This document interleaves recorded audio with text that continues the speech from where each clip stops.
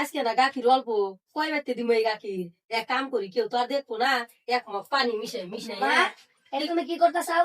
কেউ না দেখুক তাও তো আল্লাহ দেখতেছে উপরে থেকে। তুমি এটা কি করতে চাও? কি করতেছি বাবা গাখির অল্প এখন কয় বাড়তে দিমু তাই রে এক মগ পানি মিশাইতেছি কে কইও না না তুমি পানি মিশাবাকে? এই রমজান মাসে সবাই তো দুধ দিয়ে পরবাইতে সেহরি খায়, আর তুমি যদি এই পানি মিশাও তাহলে মানুষের কি ভালো লাগবো?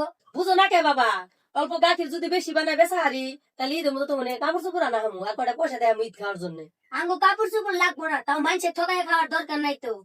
আর মানুষে না দেখলো আল্লাহ তো দেখতেছে এটা, তার জন্য এই পানি মিশায় না। নাগলে আজকে আমরা খাম না, তাও মানুষের দিয়ে সোয়া খাবো।